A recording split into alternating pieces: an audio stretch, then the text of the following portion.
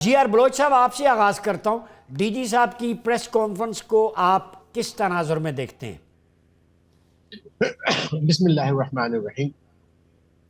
I think Pakistan گزشتہ کئی دہائیوں سے ایک انتہائی ڈیفیکلٹ چیلنج کا مقابلہ کر رہا ہے، جو کہ ایکچولی ایک جو امپیریل پروجیکٹ تھا افغانستان میں، اس کا آفٹر ایفیکٹ ہے۔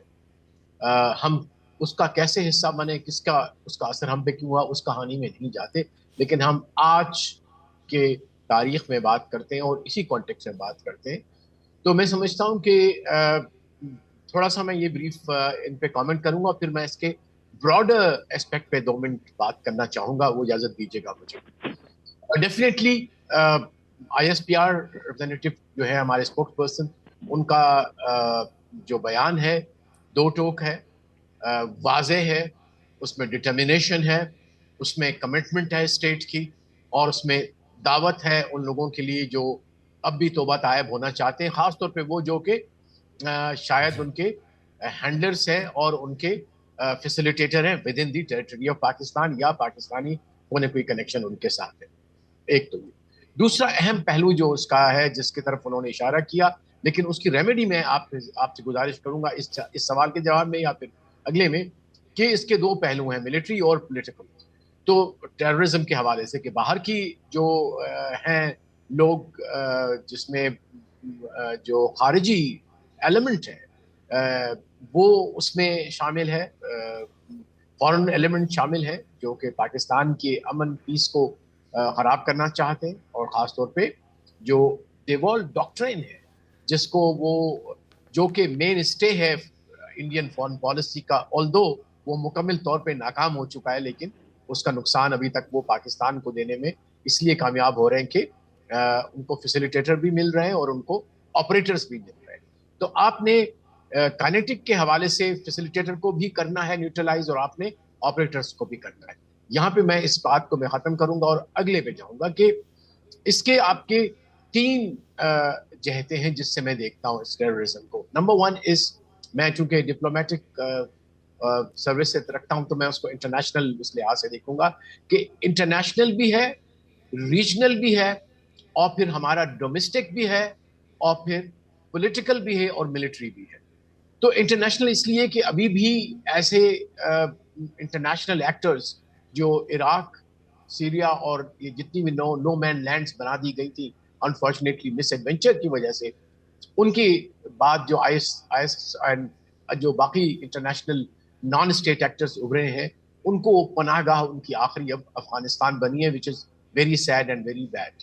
وہ اس پہ سب نے ساتھ لڑنا ہے، اور اس میں کنسنسس ہے انٹرنیشنل۔ ٹھیک ہے۔ اب رہا ریجنل میں صرف 2 نقطے میں کہوں گا کہ آئی تھنک ہمیں جتنی بھی ریجنل کنٹریز، جس میں China, Russia, central Asian countries, Iran, Turkey بھی، ٹھیک۔ ان کو ساتھ ملانا ہوگا، اور ایک پولیٹیکل میسج ہمارا اس لیول پہ جانا چاہیے کہ اینی کنٹری، وہ ریجنل ہو چاہے ٹھیک ہو ایکسٹرا گیا۔ ریجنل ہو، ٹھیک جو پاکستان کو نقصان پہنچائے گی، اس کے ساتھ ہم کلیکٹیولی اس کا رسپانس۔ ٹھیک ہو گیا۔ ریاست پاکستان کی 2 ٹوک پالیسی، اب خوارج سے کوئی بات نہیں ہوگی، بہت ہو گیا، انف از انف، اب ان کو ایلیمینیٹ کریں گے، جیسے رسول اللہ نے انہیں ایلیمینیٹ کرنے کا اپنی احادیث میں 200 سے زیادہ احادیث میں کیا۔ کتاب الاستتابہ والمرتدین والمعاندین، کتاب الملاحم اٹھائیں، حدیث کے چیپٹرز بڑے پڑے ہیں۔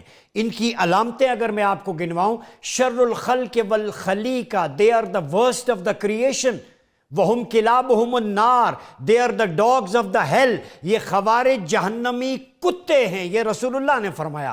تو اب ان کا سمپیٹائزرز، فیسیلیٹیٹر ہمیں بھاشن نہ دے، پالیسی ہمارے نبی آخر الزمان نے دے دی، جو کوئی ان کا ہمدرد ہے، اس کا مطلب ہے وہ جہنمی کتوں کا ہمدرد ہے۔ ہم رسول اللہ کی حدیث کو دیکھیں یا تمہارے پولیٹیکل گینز کو دیکھیں۔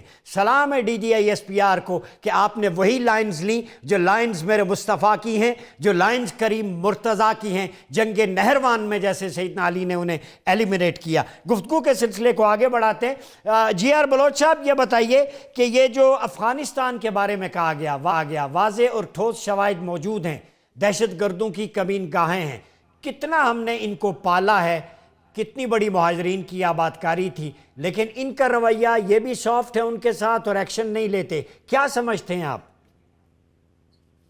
افغانستان کے حوالے سے سچی باتیں کبھی کبھی تو میں اتنا دل برداشتہ ہوتا ہوں کہ اس کو میں ڈیفائن کیسے کروں، اس کنٹری کو اور ان لوگوں کو.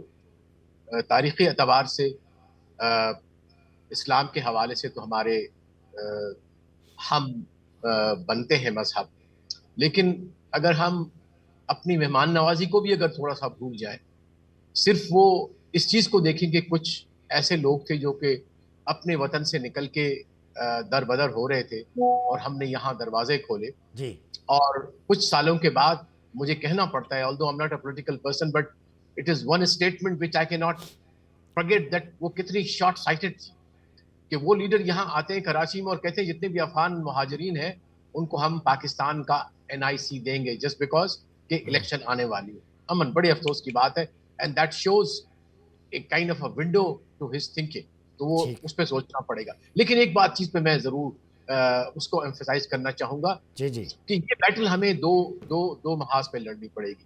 سیاسی لوگ سیاست کو اپنے طور پہ لڑیں اور ہماری عوامی کو فوکس جو ہے وہ جو کائنیٹک ہے اس پہ رکھنا چاہیے اور جو اس کے انٹرنیشنل نیکسس ہے اس کو رکھنا چاہیے.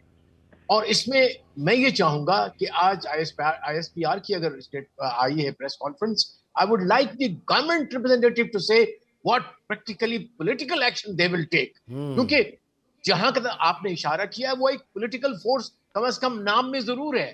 لہٰذا میرا یہ ہے کہنا کہ اس کے لیے میسج پولیٹیکل حکومت کی طرف سے آنا چاہیے.